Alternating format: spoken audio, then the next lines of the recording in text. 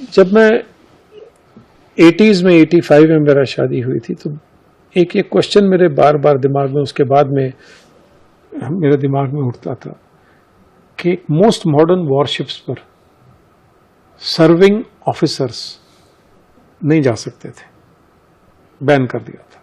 जब भी कोई नया शिप आए 4 से 8 महीने के लिए उस पर बैन रहता था, सीक्रेसी रहनी चाहिए। राइटली अगेन न्यू आर्म है, न्यू आर्मामेंट, सही बात है, कोई लीक होता है कि स्टफ, ठीक है। लेकिन एक कोई राजीव गांधी थे, वो इटालियन के साथ में शादी किए और बर्मिंघम आइलैंड पे हर साल हनीमून के लिए जाते थे अपने इन लॉज के साथ में, और भारत के front line warships, submarines and aircraft carrier उनकी सर्विस में जाते थे। मेरे अपने कोर्समेट्स जो पायलट्स थे वो हेलीकॉप्टर में शिप में जाते थे और उनको वाइन सर्व होती थी वहाँ, क्योंकि वहाँ इन आइलैंड्स में आप शिप अलोंग साइड नहीं ले जा सकते, फ्लोट ही करना है उनको, क्योंकि डेप्थ जिन्हें 1000 मीटर 2000 मीटर बहुत गहरी है, एंडलेस है, तो वहाँ एंकर कहाँ लगेगा, एंकर तो जाएगा नहीं, तो द शिप्स वुड फ्लोट। सो एक ऑफिसर को विदेशी महिला से शादी करना अलाउ नहीं है, पर भारत के प्राइम मिनिस्टर को या मिस्टर अमरिंदर सिंह, कैप्टन अमरिंदर सिंह, जिसकी की जो गर्लफ्रेंड जो उनके साथ रही वो एक IAC एजेंट के साथ उनकी बेटी थी पाकिस्तान की, how do you permit this? ये कैसी डेमोक्रेसी है? तो हमने इसके खिलाफ में आवाज उठाई थी। और याद रहे वो ऑफिसर्स ने जिन्हें इन चीजों में राजीव गांधी को सपोर्ट किया था, हाँ में हाँ भरी थी, वो एडमिरल बने। एक रामदास थे, एडमिरल रामदास, वो बैकडोर से आए, जूनियर थे, उनको बना दिया गया ऊपर। ओके, एक और थे जो कि जिनको सैक किया गया, पहले एक ही ऑफिसर थे नेवी चीफ के जो सैक किया गया था, एडमिरल विष्णु भागवत। तो आप उनका रिकॉर्ड देखिए, वो उस काबिल नहीं थे कि उन्हें उस तरह की पोजीशन दी जाए। तो ये झटका लगा हमें, और बहुत सारे नेवी ऑफिसर्स उन दिनों में ने रेजिग्नेशन दिया था। रेजिग्नेशन दूसरे तरीके से दिया था, कोई और तरीका ढूंढ के, क्योंकि आप प्रोटेस्ट नहीं कर सकते इस तरह का। तो गोविंद उस ऑफिसर की स्टोरी है जिसने ये सब झेला, बट अपनी पेट्रियोटिज्म दिखाई। तो ये ट्रू स्टोरी है। 1, 2, 3, 4 ऑफिसर्स की combined as one. My purpose was not to glorify officers. My purpose was to glorify my Navy.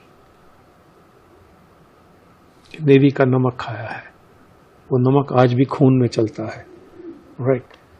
तो उसमें उस ऑफिसर को जिसने गलती किया उसको एक्सपोज किया है, क्योंकि हनी ट्रैपिंग हुआ। ओके। और लेकिन एक सवाल पूछते पूछते रह गया था कि हनी ट्रैपिंग खाली एक के ऊपर तो नहीं हुआ, तो सारे ब्यूरोक्रेट्स कैसे बच गए? एक ही ऑफिसर को क्यों पकड़ा? तो ये कमजोरियां हैं हमारे सिस्टम में, और ये कमजोरियां आसानी से ठीक नहीं होंगी, because that's the law of democracy कि आपने किसी को तो पनिश कर दिया, चलो जान छूट गई, आगे चलिए, मैसेज चला गया होगा। बट मैसेज जाता नहीं है। बोफोर्स अचानक से नहीं हुई, ऑगस्टा अचानक से नहीं हुई। ओके, अगर आप फौज के खिलाफ में कुछ इस तरह के काम करते हैं और कंप्रोमाइज करते हैं और QRs क्वालिटेटिव रिक्वायरमेंट्स चेंज करते हैं, तो उसका असर आप पर तो नहीं होगा, बट मेरा फौजी मरता है और आगे वाली जनरेशन पे भी असर होता है। सो इसलिए जब ये चेंजेस हुए, एंड हेड्स ऑफ टू, क्योंकि मैं डरता कोई से नहीं हूं, heads off to prime minister Modi, जो चेंजेस ये लेके आए, जो फौज में चेंजेस लेके आए, जो उन्होंने जो हर 26 जनवरी या रिपब्लिक डे को ये चले जाते हैं बॉर्डर पर जवानों के पास में, उनके साथ दिवाली मनाने चले जाते हैं। आज तक कभी नहीं हुआ है। ये बहुत बड़ा हौसला बुलंद होता है। सियाचिन के ऊपर में एक बाना सिंह थे कैप्टन, अभी भी हैं, परमवीर चक्र। उसको कांग्रेस ने 2.5 एकड़ जमीन इनाम में दी थी क्योंकि सियाचिन जीता था अकेले बाना सिंह ने। तो प्रॉमिस कर दिया बहुत बड़ा, 2.5 इंच जमीन नहीं दिया है। तो आप फौज को धोखा ना दें क्योंकि दे आर प्रोटेक्टर्स। ऑलराइट।